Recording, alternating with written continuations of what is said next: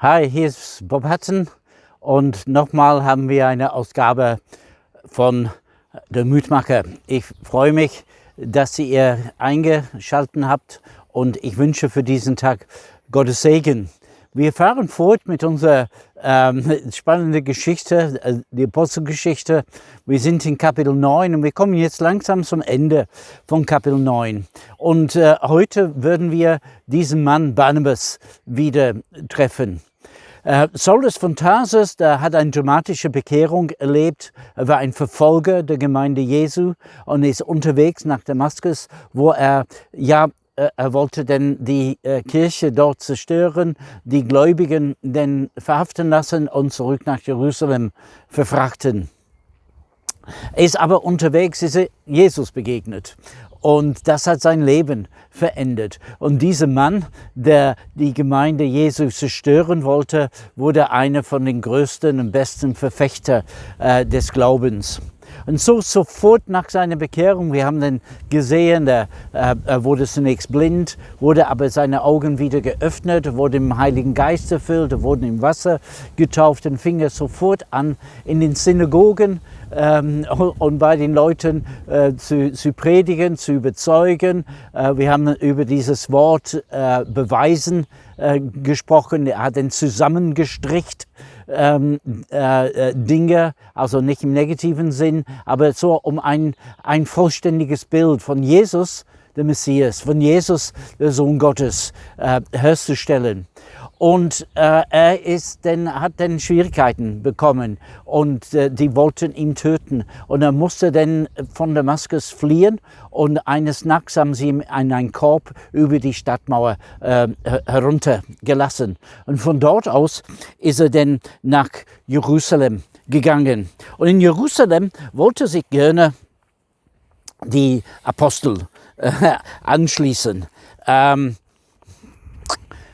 Aber man kann vielleicht gut verstehen, sie waren nicht so begeistert von diesem Saulus von Tarsus. Wer weiß, ob seine Bekehrung wirklich echt ist, ob es nicht ein Trick ist, dass er irgendwie sich einschleicht in die Gemeinde in Jerusalem, um dort die Gemeinde zu zerstören. Er war nämlich bekannt. Er war derjenige, der stand da und hat die Jacken aufgepasst, während Stephanus gesteinigt wurde. Und man hat ihn dann schon gekannt und auch gefürchtet. Kein Wunder, dass sie ihm zunächst nicht geglaubt haben. Aber was mir gefällt in dieser Geschichte ist die Vers 26.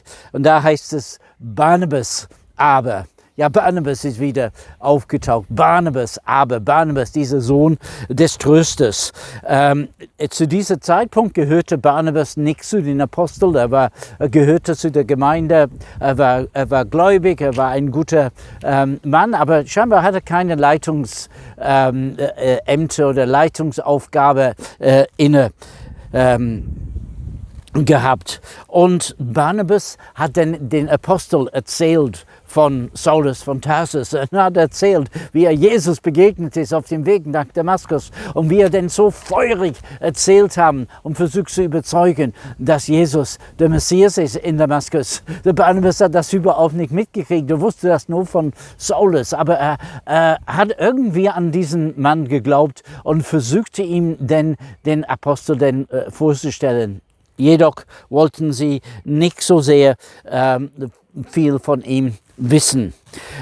In Vers 28, denn also Paulus oder Saulus hat sich nicht davon beehren lassen. Auch in Jerusalem hat er furchtlos von Jesus erzählt, in den Synagogen, also wo es normalerweise, das war sein erster Anknüpfungspunkt, ist er hingegangen und dann kriegte Morddrohungen. Und sie haben gedacht, es ist am besten, wenn sie von ihm trennen, das heißt, wenn sie ihn in Sicherheit bringen. Und sie haben ihn zunächst nach Caesarea gebracht. Das ist eine Stadt an der Küste von Mittelmeer, bisschen im nördlichen Teil von Israel. Und von dort aus haben sie ihn dann zurückgeschickt nach Tarsus, da wo er ursprünglich herkam, seine Heimatstadt. Tarsus diese Stadt gibt es immer noch. Es ist eine Stadt mittendrin in der heutigen Türkei. Ich möchte aber, dass wir nochmal Barnabas unter der Lupe schauen. Barnabas Gabe war, dass er Menschen identifizieren könnten und denn in ihrem Leben investiert hat. Es gibt natürlich gute Gründe, sich abschrecken zu lassen von Saulus. Es gab natürlich gute Gründe, diesem Saulus zu meiden. Er hat die Gemeinde verfolgt. Er war auch verantwortlich für den Tod, mitverantwortlich für den Tod von Stephanus, wahrscheinlich ein Freund von Barnabas. Aber Barnabas war ein bisschen anders. Barnabas, eigentlich hieß er Josef. Barnabas war sein Spitzname, haben wir schon mal gehört. Spitzname Barnabas, Sohn der Ermutigung. Aber das ist griechisch. Barnabas ist dann ein griechischer Name. Übrigens, in heutiger Zeit ist der beliebteste Jungsnamen in Ungarn. Also das ist eine wichtige Information für euch. Auf Hebräisch war sein Name Barnabas und das bedeutet Sohn der Prophet oder Sohn der Prophetie. Und ich liebe die Gabe der Prophetie, diese Gabe, die wir heute einsetzen können in unsere Gemeinden. Wir bekommen durch diese Gabe Einsicht bezüglich wie Gott uns sieht. Barnabas konnte etwas in Saulus sehen, vielleicht die anderen haben das nicht gesehen. Jesus hat auch so gearbeitet. Da hat einmal ein Mann namens Simon begegnet und hat gesagt, du heißt Simon, aber du wirst Petrus sein. Das heißt, ich sehe in dir etwas ganz anderes, als was du im Moment bist und du wirst verwandelt werden. Du wirst von Simon zu ein Petrus werden, von ein Rohr bis hin zu ein Felsen, so die Bedeutung dieser Namen. Hat auch einmal so ein Mann namens Nathanael gesagt, du bist ein Israelit, in dem nichts Falsches ist. Saulus wurde abgelehnt, Barnabas aber konnte Spuren der Gnade in sein Leben feststellen. Er war ein Prophet, also Barnabas war ein Prophet und Propheten sind Menschen der Ermutigung. Barnabas hat immer Menschen mit eingeschlossen, auch solche, die ausgeschlossen waren. Ich sehe dies in dir und du bist mir keine Bedrohung, hat er wahrscheinlich zu Saulus gesagt. Manchmal könnten wir Angst haben vor gewisse Menschen, vor Menschen mit Potenzial, denn sie könnten unseren Dienst stehlen, sie könnten größer werden wie wir. Da finden wir das überhaupt nicht in Barnabas. Später gehörte zu einem Team, hat ein Team geleitet, Barnabas und Saulus. Und dann plötzlich hat Saulus sein Name geändert und hieß diesen Team dann Paulus und Barnabas. Und später war es nur Paulus und seine Begleiter. Also Paulus ist schon zugenommen, seine Salbung, seine Begabung und alles, was Gott ihm gegeben hat. Das war viel größer als das, was Barnabas gehabt hat. Aber Barnabas war zufrieden, ihm einfach zu ermutigen und zu helfen, dass er in der Fülle seiner Berufung hineingekommen ist.